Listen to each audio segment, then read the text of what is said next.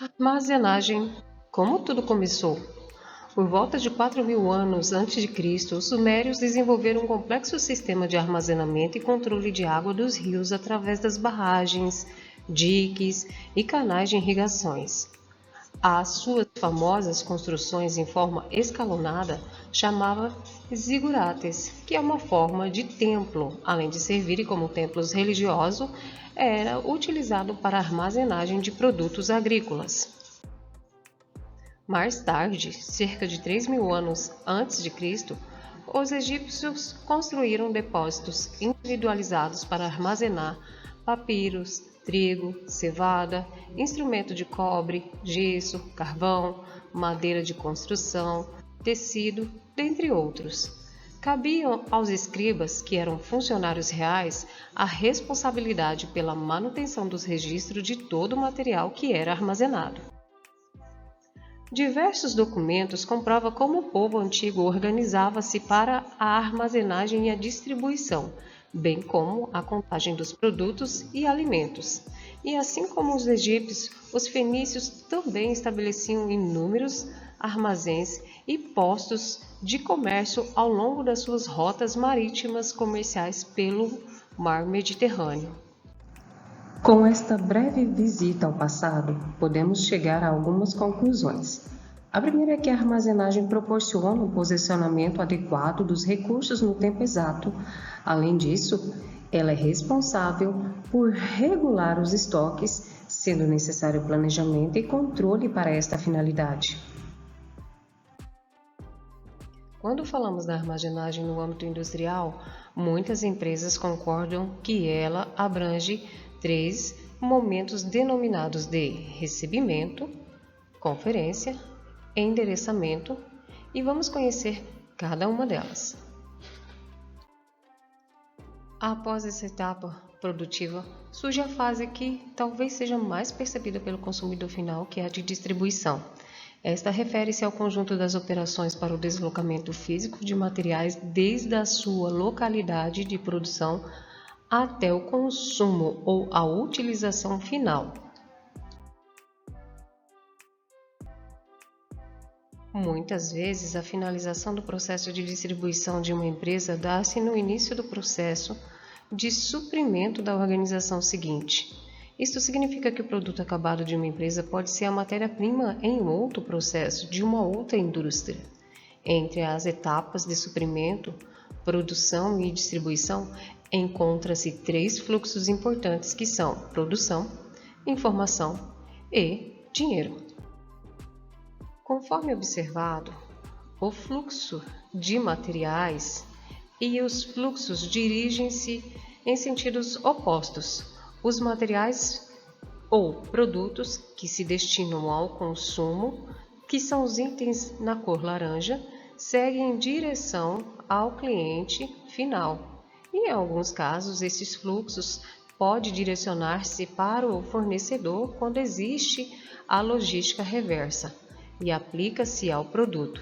E, nesse sentido, após o consumo, o produto ou a parte dele retorna para o processo de produção. Já o fluxo representa um material que retorna do cliente final ao fornecedor primário. Este é o fluxo que sustenta toda a atividade que acontece o consumo. O fluxo de informações, por sua vez, ocorre nos 2 sentidos. De um lado está o cliente, que busca obter informações sobre o produto que está adquirindo, e do outro lado está o fornecedor, que necessita saber quais os reais desejos dos seus clientes, para atendê-los de maneira satisfatória ou até mesmo surpreendente.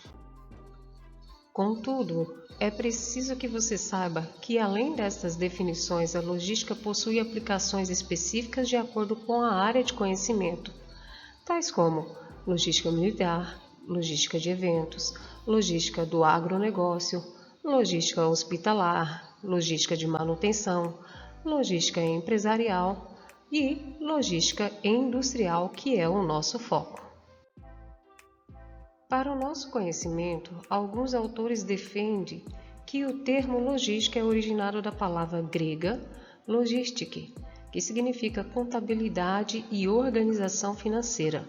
Acredita-se que a expressão com o sentido atual derive do verbo francês loger, que significa alojar ou acolher.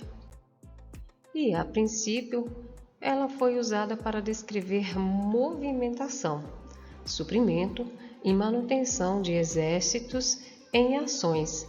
Mais tarde, utilizaram-se para descrever a administração do fluxo de materiais numa organização, desde o fornecedor até o consumidor final.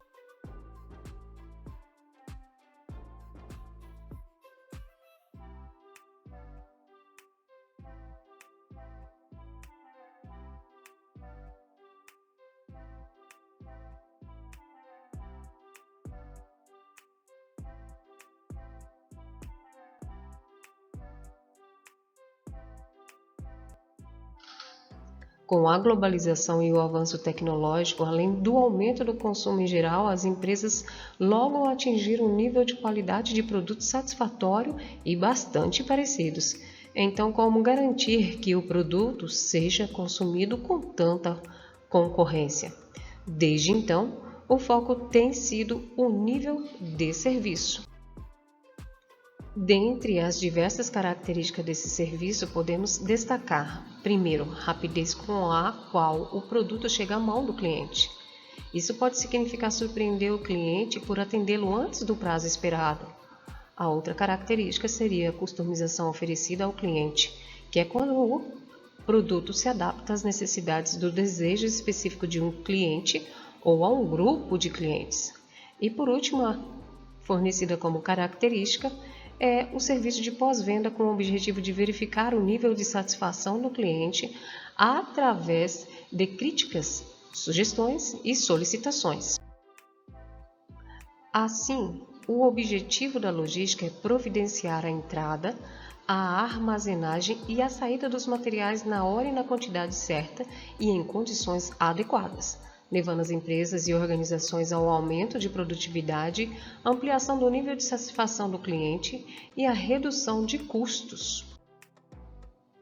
Ao entregar o produto certo no momento e na quantidade correta, no local combinado, utilizando o meio adequado e ao cliente certo, a logística aumenta a eficiência e a eficácia da empresa ao ganhar agilidade e reduzir custos totais. Então eu te pergunto, que atividades estão envolvidas na armazenagem? Vamos conferir? A primeira atividade envolvida na armazenagem é o recebimento, pois são atividades relacionadas ao cadastro, à aquisição de produtos de fornecedores externos, e o principal objetivo é assegurar que o material recebido seja exatamente o que foi especificado e negociado, proporcionando a aquisição em tempo hábil e ao menor custo total. As atividades em recebimentos que estão envolvidas são planejamento dos recursos, sequenciamento de veículos e conferência de volumes. A segunda atividade envolvida na armazenagem é conferência. A atividade diretamente relacionada ao cadastro e aquisição de produtos de fornecedores externos. E o principal objetivo é assegurar que o material recebido seja exatamente o que foi especificado e negociado, proporcionando a disponibilização em tempo hábil. E as atividades envolvidas dentro de conferência é identificação dos materiais, segregação dos materiais rejeitados, garantia de qualidade. E a terceira atividade envolvida na armazenagem é o endereçamento, que é quando as atividades relacionadas com a destinação final dos materiais no armazém acontecem. O objetivo principal é ajudar na localização dos materiais, atingindo os níveis de serviços desejados com menor custo total. As atividades que se aplicam são classificar o almoxarifado por categoria, posicionamento dos materiais nas estantes e, claro, armazenagem. Conforme apresentado, posso até ser capaz de te perguntar: qual a diferença entre armazenagem e estocagem? Respondendo, existe uma pequena diferença entre armazenagem e estocagem. A armazenagem está relacionada ao acondicionamento físico de produtos ou à maneira como são acomodados.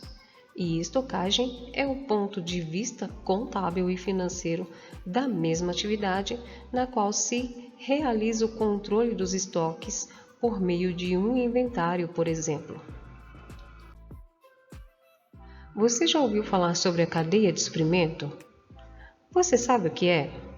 Aqui na nossa linha de raciocínio é uma rede, cadeia ou sistema, onde é um conjunto de atividades correlacionadas ou interligadas. Pode-se dizer que a logística definitivamente caracteriza-se por um sistema interligado de atividades correlacionadas. Suas ações não podem ser vistas de maneira isolada, pois são dependentes umas das outras. A integração das atividades logísticas é também chamada de cadeia logística ou de suprimento. Em geral, alguns autores também a chamam de cadeia produtiva, de valor ou de demanda. O gerenciamento da cadeia de suprimento, que é SCM, que em inglês significa Supply Chain Management, refere-se às empresas que colaboram entre si para elevar o posicionamento estratégico e para melhorar a eficiência das operações. Obviamente, o gerenciamento da cadeia de suprimento não é realizado por uma empresa. As operações nesta cadeia exigem processos gerenciais que extrapolam as áreas da empresa e contam com cooperações de parceiros comerciais e clientes. Contudo, o objetivo desse sistema é reduzir os custos ao longo de toda a cadeia de suprimento, tendo em vista as necessidades e exigências dos clientes, oferecendo qualidade, pois a premissa é entregar o que o cliente quer nas condições apropriadas, com preços acertados e no momento em que ele desejar.